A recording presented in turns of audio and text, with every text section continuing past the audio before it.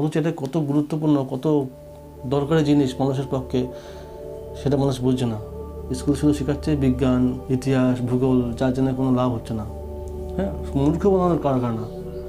School college হচ্ছে মূর্খ বানানোর কারখানা।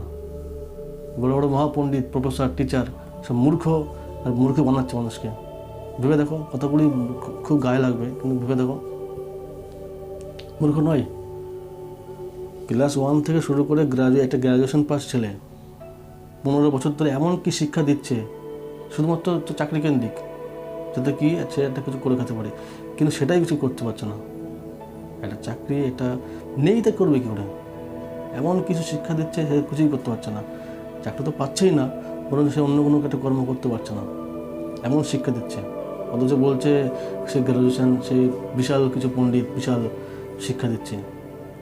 আর যে কয়েকজন লোক শিক্ষিত লোক চাকরি পাচ্ছে বা কোনো কিছু কর্ম ব্যবসায়ী প্রতিষ্ঠিত হচ্ছে, তারাকে দেখো ঠিকঠাক লাইফটা জীবনযাপন করতে পারছে না, কোনো অবৈধ সঙ্গে জড়িয়ে পড়ছে।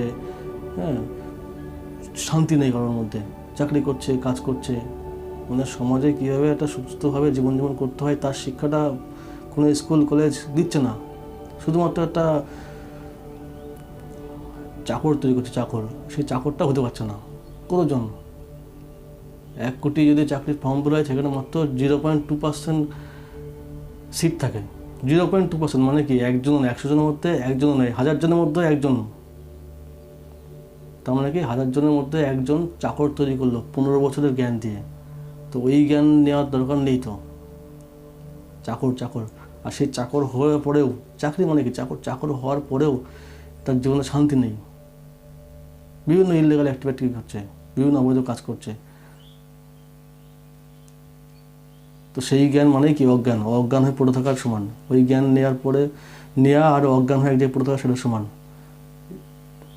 কে আমি, আমার বাস্তবিক পরিচয় কি, আমার জীবনের পরম লক্ষ্য কি, কীভাবে জীবনটা লিড করতে হয়, কীভাবে সংবিধানের নিয়ম আছে, ভগবদ্গীতা, এই সমস্ত জ্ঞান যে স্কুল কলেজ শেখায় না, সেই স্কুল কলেজে মাত্র মূর্খ তৈরি হয়। আপনি সন্তানকে পাঠাচ্ছেন স্কুলে শিক্ষা নিতে, কিন্তু সেখানে আদৌ কী শিক্ষা হচ্ছে সেটা কেউ জানে না।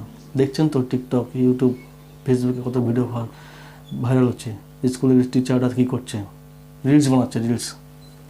আর আপনি ভাবছেন আপনার ছেলে স্কুলে খুব পণ্ডিত হচ্ছে, পণ্ডিত। মূর্খ বানানোর কারখানা, যেখানে ভগবানের পরিচয় দেওয়া হয় না, যেখানে নিজেকে এই পরিচয় দেওয়া হয় না, যেখানে সমাজে সুশৃঙ্খল নিয়ম, কোন কর্ম করা উচিত, কী কর্ম করা উচিত নয়, কীভাবে চলা উচিত, কীভাবে জীবনটাকে এগিয়ে নিয়ে যাওয়া উচিত, চরম লক্ষ্য কী, এই সমস্ত জ্ঞান যেখানে দেওয়া হয় না, শুধুমাত্র ইতিহাস, ভূগোল, জীবনবিজ্ঞান, ভৌতবিজ্ঞান, এই সমস্ত জেনে তো কোনো লাভ নেই। শুধুমাত্র চাকরি, পড়াশোনা করো, চাকরি করো, আর সেই চাকরিটাই করতে পারছে না। পুরো 15 বছরের শিক্ষাটাই পুরো বেকার চলে যাচ্ছে। মানে কি? মূর্খ বানানোর কারখানা। এক কথায় বলতে গেলে পুরো মূর্খ বানানোর কারখানা স্কুল কলেজ। এই শিক্ষা প্রতিষ্ঠানকে চেঞ্জ করা দরকার। শিক্ষার যে ব্যবস্থা আছে চেঞ্জ করা দরকার। প্রত্যেকটা স্কুলে মহাভারত, রামায়ণ, এসবগুলো চ্যাপ্টার ওয়াইজ চালু করার খুব দরকার, খুবই দরকার। আধ্যাত্মিক জ্ঞানের দরকার আছে। বরং যে শাহজাহান, বাবর, এসবগুলো কাহিনীগুলো পড়ুন। ওর বাবাকে মানে সিংহাসন পেয়েছেন, আর প্রভু শ্রীরাম নিজের বাবার আদেশ পালন করার জন্য এক কথায় সমস্ত রাজ্যপাট ত্যাগ করে দিয়ে 14 বছর বনবাসে গেছিলেন। এটা শিক্ষা আমরা কী পাবো?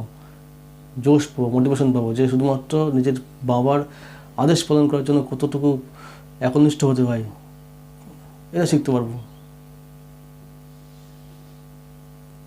ভরত, সে শাসন ব্যবস্থা পেয়েও, সিংহাসন পেয়েও, নিজের ভ্রাতার প্রতি সম্মান দেখানোর জন্য তার দ্রুত সিংহাসনে রেখে সেই রাজ্য শাসন করেছিল। সম্মান, মানুষের প্রতি সম্মান, এই সমস্ত শিক্ষা পেলে আমাদের লাভ আছে। সমাজে এগিয়ে চলতে সুবিধা হবে, মানুষ তৈরি হবে, মনুষ্যত্ব ফিরে আসবে। কিন্তু ওই সিংহাসন পাওয়ার জন্য বাবাকে মেরে দিলাম, সিংহাসন পাওয়ার জন্য 100 ভাইকে মেরে দিলাম, সিংহাসন পাওয়ার জন্য রাজ্যের যে কোনো মানুষকে হত্যা করে দিলাম, সম্রাট অশোক, এসব পড়ে তো কোনো লাভ আমার তো মনে হয় না। কী লাভ হয় সে শিক্ষা ব্যবস্থা যারা এসব পড়াচ্ছে, যারা এসব বাধ্যতা করেছে পড়তে হবে এসব, তারাই জানে, তারাই ভালো বুঝবে। বিশাল বড় বড় সমাজবিদ আছে না, তারা বুঝবে। এই সমস্ত শিক্ষার কোনো মানে হয় না। এর জায়গায় যদি বরঞ্চ মহাভারত পড়ানো হতো, পঞ্চপাণ্ডব, দুর্যোধন, মহাভারত, প্রভু শ্রী রামের চরিত্র, এই সমস্ত যদি পড়ানো হতো তাহলেই লাভ হতো, সমাজে মনুষ্যত্ব ফিরে আসতো।